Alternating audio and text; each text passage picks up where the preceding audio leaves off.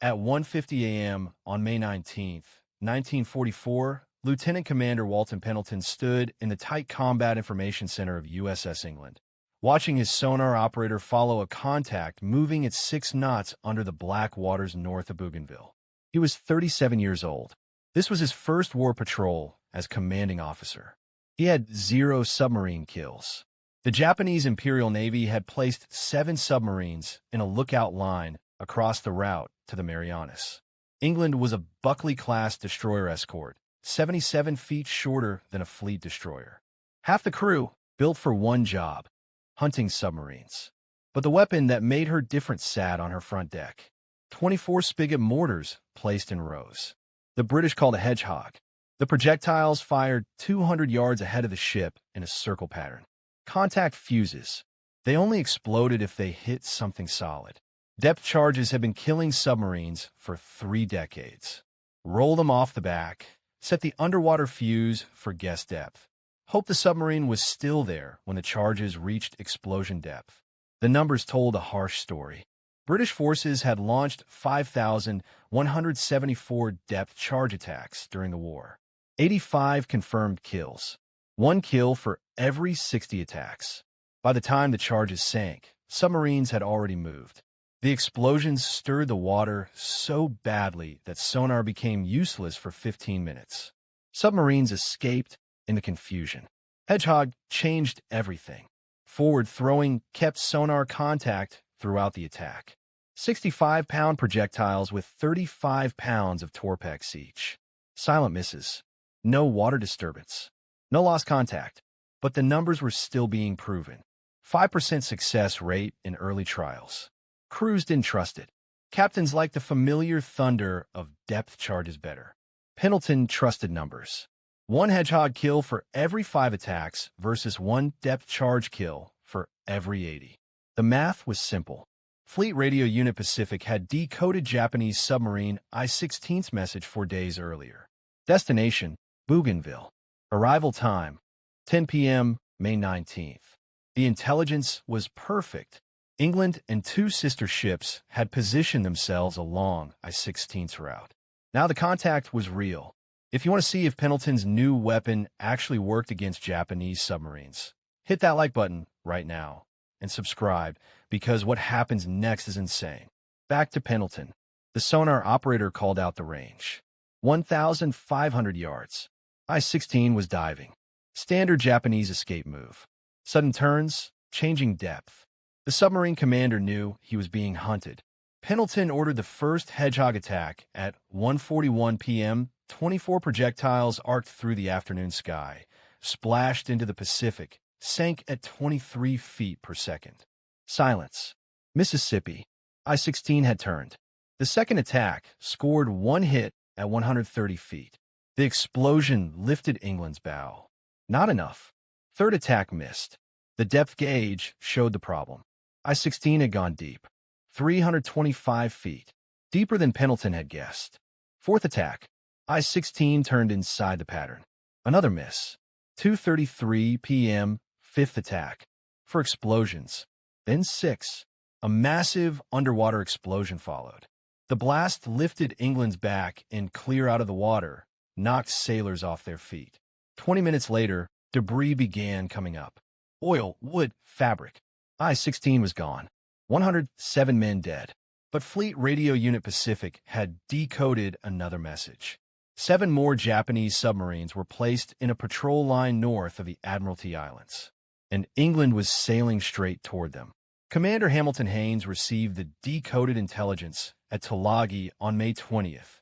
Japanese 7th Submarine Squadron had placed 7 Type KO submarines along a line called NA. The submarines were positioned at exact distances from Truk Island to the waters west of Manus. Ro suta patru, ro suta cinci, ro suta șase, ro suta opt, ro suta nouă, ro suta doisprezece, ro suta șaisprezece. Each submarine carried 56 crew members. Their mission: detect American carrier task forces moving toward the Marianas or Palau Islands. Admiral Soma Toyota needed to know where the Americans would strike next. The submarines were his eyes. Haynes ordered England to join destroyer escorts George and Raby. 3 ships, 7 targets. The odds seemed impossible, but Pendleton had proven something in that first fight with I-16. 5 Hedgehog attacks, 1 kill. 20% success rate. 4 times better than the early trials. The weapon worked. The crew trusted it now. They had heard the explosions, watched the debris surface, counted the oil slicks spreading across the Pacific.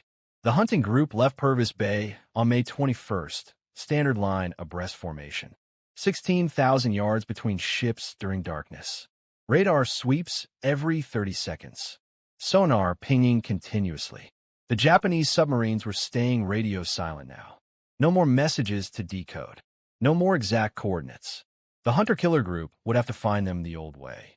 Electronic detection, patience, math. Pendleton studied the charts in his cabin. The NA line stretched across Admiral Halsey's previously used routes. The Japanese were predictable. Stationed submarines where American forces had moved before. Hope the Americans move there again. But Fleet Radio Unit Pacific had given the Americans an advantage the Japanese didn't know existed. The Americans knew exactly where the picket line was positioned. The question was timing. Submarine patrol patterns were predictable. Surface at night to recharge batteries. Dive at dawn. Run underwater during daylight. Surface again after sunset. The window for radar detection was narrow. Submarines were weak on the surface, but they were fast. A submarine commander could dive in 60 seconds, be at 200 feet depth in 3 minutes, disappear into the black water. England's crew had practiced for this. Sonar operators could track a diving submarine, calculate depth, guess speed, predict position. The Hedgehog launchers could be loaded and fired in 90 seconds. 24 projectiles, 130-foot circle, 30 feet deep. Every launch was a gamble. Contact fuses meant certainty. If the projectiles exploded, they hit something. If they stayed silent, they missed. The math was simple but harsh. 7 submarines, 56 men per submarine, 392 Japanese sailors total. 1 Hedgehog attack could kill them all in 9 seconds. At 3:50 a.m. on May 22nd, George's radar detected a surface contact at 15,000 yards. The first submarine, RO-106, was recharging her batteries. She never saw the destroyer escorts coming. George's searchlight caught RO-106 on the surface. The submarine crash-dived immediately. Seawater flooded her ballast tanks. Her bow angled down. Within 90 seconds, she was underwater. George fired Hedgehog at 4:15 a.m. 24 projectiles splashed into the dark water. Silence. Mississippi. England got sonar contact back at 4:25 a.m. range, 1,400 yards. RO-106 was running deep, making sudden turns. The Japanese commander knew the tricks. Turn inside the attack pattern, change depth constantly. Make the Americans guess. Pendleton didn't guess. His sonar operator tracked every turn, called out depth changes, range, bearing. The data fed directly to the Hedgehog firing solution. First attack missed. RO-106 had turned 30 degrees during the projectile sink time. 9 seconds was enough for a submarine to move 150 feet. Second attack at 5:01 a.m. 24 projectiles formed their circle pattern, sank through the darkness. 3 explosions, then a massive underwater explosion. The pressure wave rolled across the surface. England's hull shook.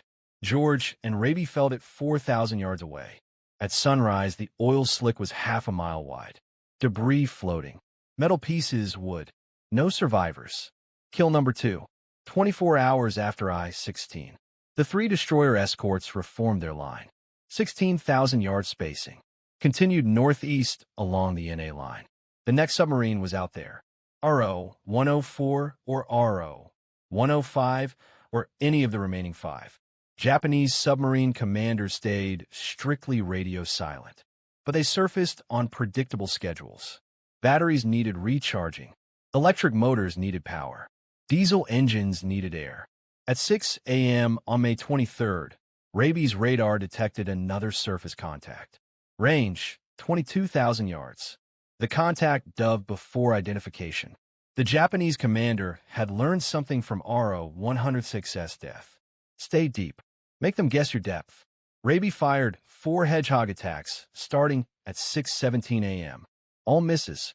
RO-104 was turning inside the patterns. George tried next. First attack missed at 7:17 a.m. Second, third, fourth attacks all missed between 7:30 and 8:10 a.m. The Japanese submarine commander was good. Every time projectiles splashed above him, he turned, changed depth, made the math impossible. Division Commander Haynes watched England approach for her turn.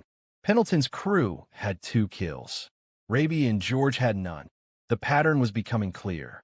England's sonar operators were better, or her Hedgehog crews were faster, or Pendleton's firing solutions were more accurate. Whatever the reason, England was the killer in this hunting group. Haynes radioed 5 words that would become Navy legend. "Oh hell, go ahead, England." Pendleton's first Hedgehog attack missed. RO-104 turned. But the second attack, at 8:34 a.m., scored 10 explosions, maybe 12. The explosions merged into one long roar. Breaking up noises followed. Metal tearing, walls collapsing. Then a major underwater explosion 3 minutes later. The submarine's batteries had burst. Oil and debris surfaced at 10:45 a.m., kill number 3. 72 hours. 3 submarines. 163 Japanese sailors dead. And England still had 4 more targets ahead. At 1:20 a.m. on May 24th, George's radar detected RO-116 on the surface. Range, 15,000 yards. The submarine dove at 1:30 a.m.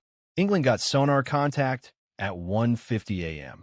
The pattern was repeating. Radar detection, crash dive, sonar tracking, Hedgehog attack. But RO-116's commander had changed tricks. He went shallow, 150 feet. Most submarine commanders dove deep. 300 feet, 400 feet.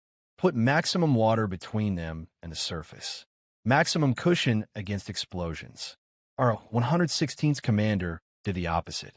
Stayed shallow, made sharp turns. Bet that the Americans would set their firing solutions for deep targets. He bet wrong. Pendleton's sonar operator called out the shallow depth. The Hedgehog firing solution adjusted instantly. First attack at 2:14 a.m. 3 explosions, maybe 5. Not the massive explosion of previous kills. No battery burst. Just the sound of 65-pound projectiles punching through pressure hull at 723 feet per second, creating 3-inch holes. At 150 feet depth, seawater enters a submarine at 400 gallons per minute through a 3-inch hole. Breaking up, noises weren't loud, just the groan of metal under pressure. The submarine settled deeper.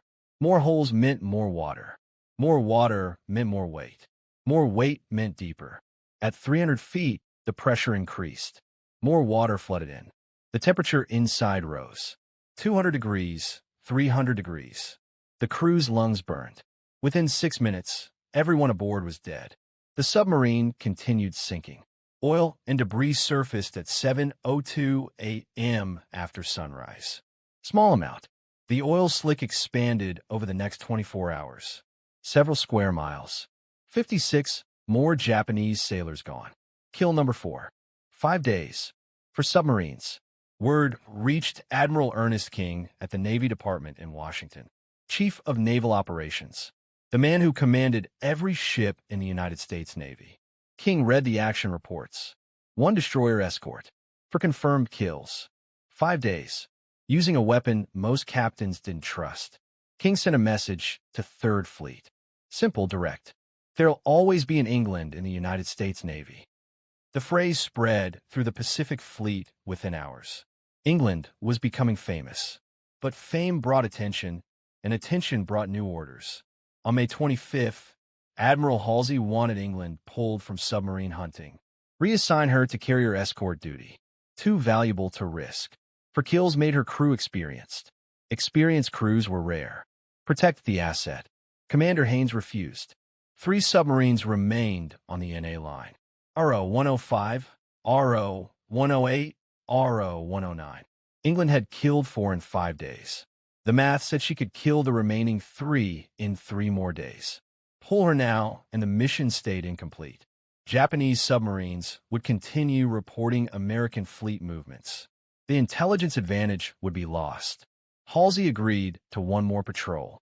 At 11:03 p.m. on May 26th, Raby got radar contact on RO-108 at 15,000 yards, 110 nautical miles northeast of Seattle Harbor. The submarine Dove. England got sonar contact at 1,650 yards.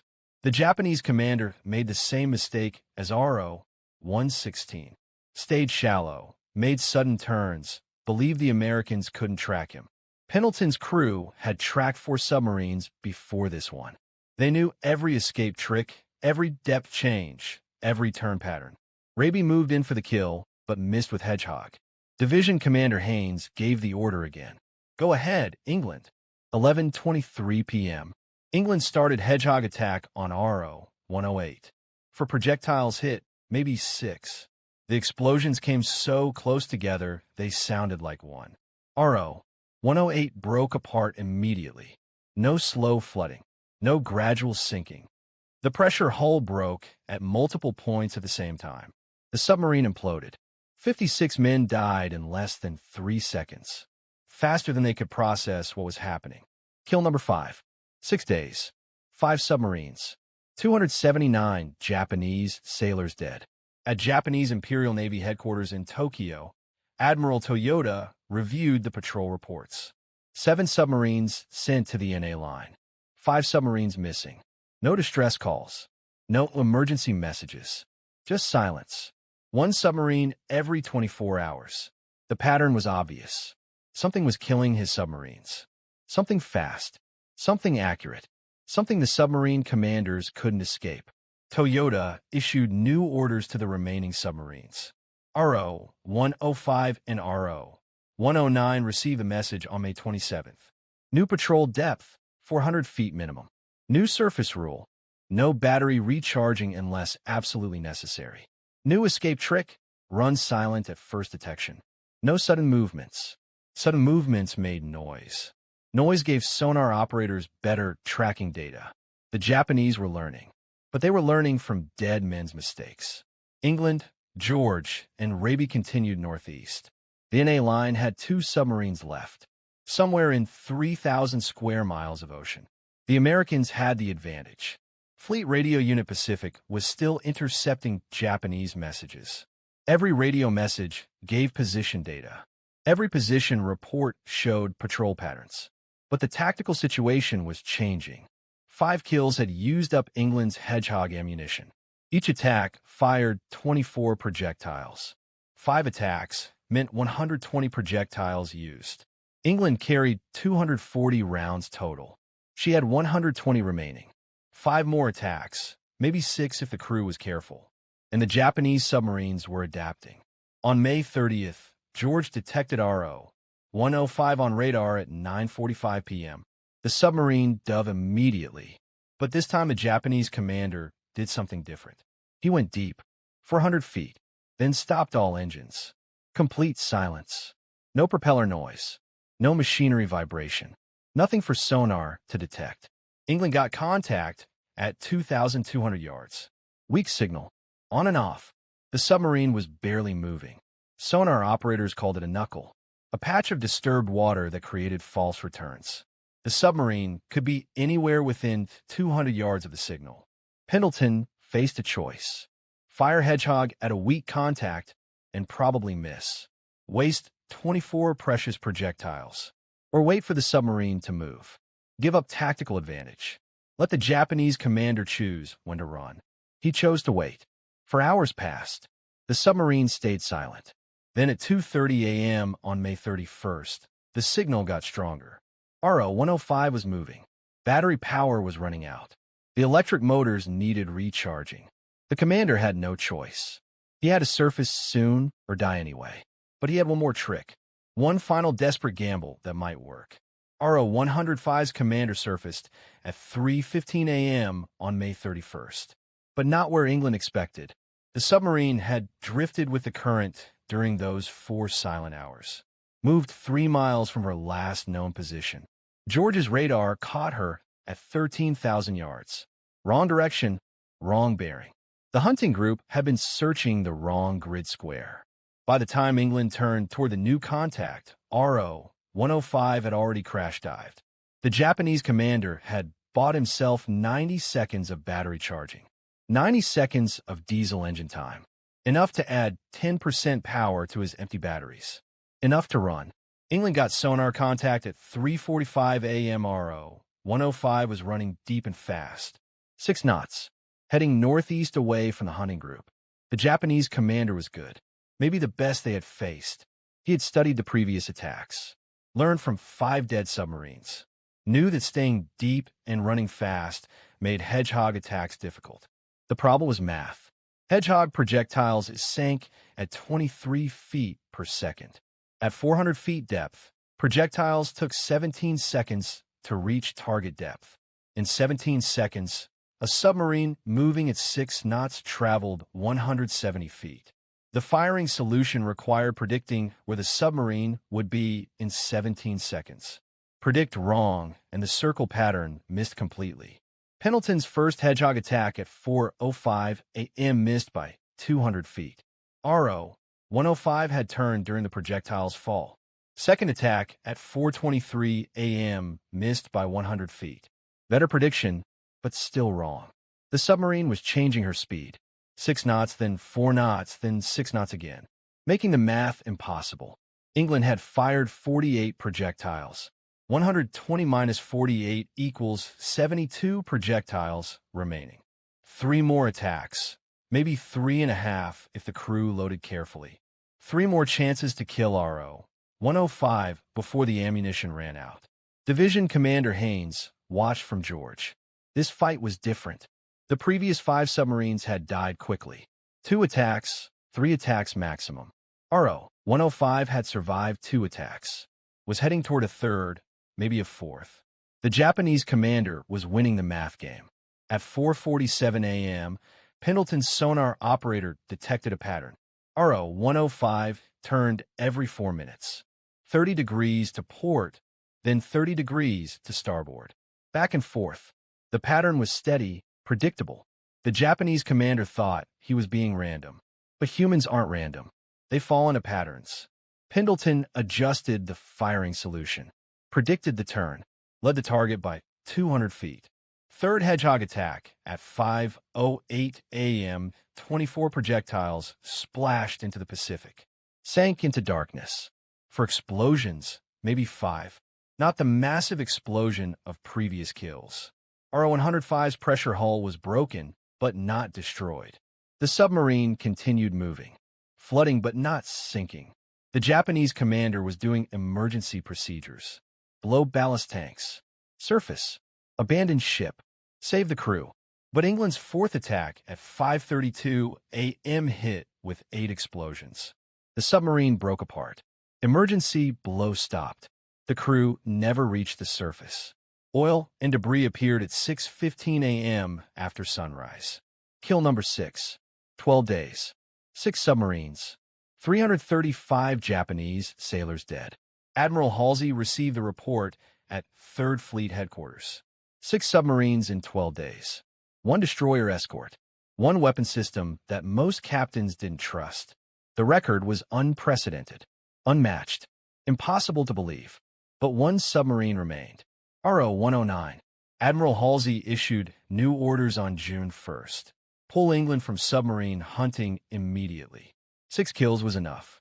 The destroyer escort had proven the Hedgehog system, proven it beyond any doubt. Every destroyer escort in the Pacific Fleet would get updated training, updated tricks, updated firing solutions based on England's action reports. But RO-109 was never found. The submarine had received Toyota's warning after RO-108 died, abandoned her patrol station, ran deep and silent toward truck. She survived the war. Surrendered in August 1945. Her crew learned about the NA Line massacre months later. Learned that 6 of their sister submarines had been destroyed in 12 days by 1 ship using a weapon they had never heard of. The Presidential Unit Citation arrived in July, one of only 3 destroyer escorts to receive the honor during the entire war. The citation read simply, "For extraordinary heroism in action against enemy Japanese submarines." The words didn't capture what England's crew had accomplished. The math did. British forces had launched 5,174 depth charge attacks during the war. 85 confirmed kills, 1.6% success rate. Hedgehog attacks before England's patrol showed 5% success rate. 26 attacks for every kill. England made her record with far better numbers. 6 submarines. Approximately 15 total Hedgehog attacks. 40% success rate. 25 times more effective than depth charges. 8 times more effective than the Hedgehog average. The weapon system became standard on every destroyer escort by September 1944. Training rules changed across the fleet. Sonar operators studied England's tracking methods. Hedgehog crews practiced England's loading procedures. Fire control officers memorized England's firing solutions. In the Atlantic, Hedgehog sank 47 German U-boats by war's end. 268 attacks, 47 kills, 17.5% success rate. Still the best anti-submarine weapon of the war. But no ship matched England's 12-day record.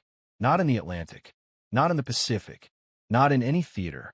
Lieutenant Commander Pendleton received the Navy Cross in August. Single medal for 6 submarines. The citation mentioned his tactical brilliance, his crew's discipline, the weapon system's effectiveness. But it didn't mention the thing that mattered most, math.